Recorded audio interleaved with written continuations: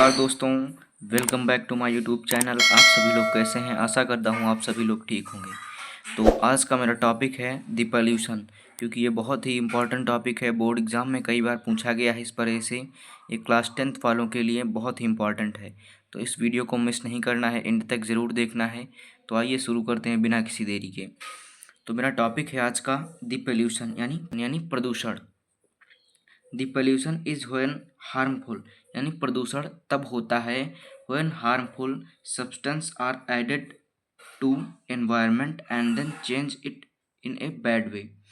यानी हानिकारक पदार्थ जब पर्यावरण में ऐड हो जाते हैं and then change it in a bad way, और उसे बुरी तरीके से बदल देते हैं।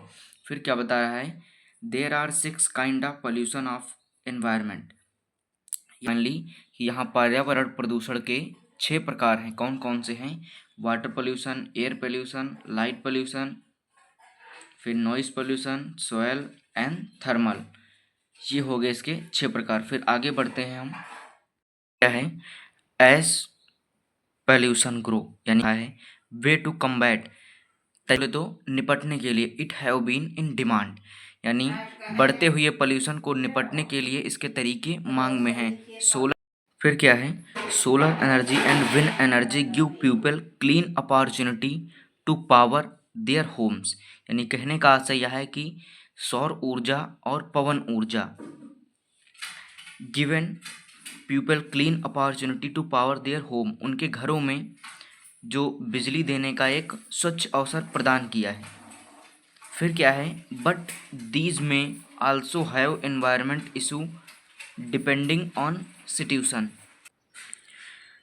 तो बताया है लेकिन दीज में also have environment issue depending on situation, यानी स्थिति के आधार पर इनमें पर्यावरणीय मुद्दे भी हो सकते हैं।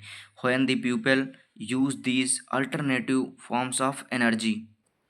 तो बताया है जब लोग ऊर्जा के इन वैकल्पिक रूपों का प्रयोग करते हैं, they put less carbon dioxide into environment, तब पर्यावरण में कम कार्बन डाइऑक्साइड छोड़ते हैं।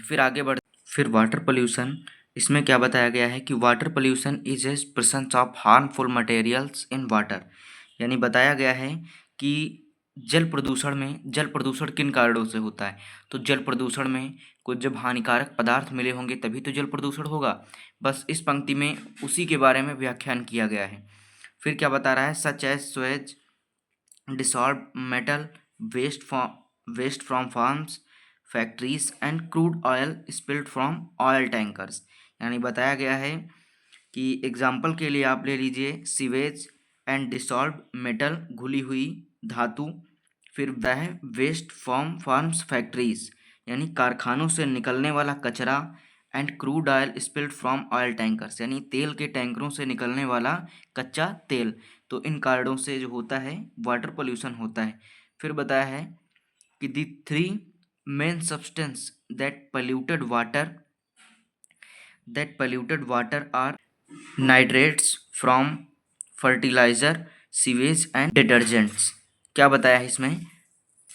3 मेन सब्सटेंस यानी 3 मुख्य कारण हैं दैट पोल्यूटेड वाटर, पानी को प्रदूषित करने वाले मुख्य 3 कारण हैं। कौन कौन से? उर्वरक, फिर क्या बताया है? सीवेज एंड डिटर्जेंट से निकलने वाला नाइट्रेट। तो आई होप आप सभी लोग समझ रहे होंगे। फिर हम देखते हैं कौन सा है एयर पोल्यूशन। तो एयर पोल्यूशन में क्या बताया गया है? फिर बताया है petroleum product less pollution since per ton. यानी पेट्रोलियम प्रोडक्ट जो होता है वो कम प्रदूषण पैदा करता है प्रति टन पर।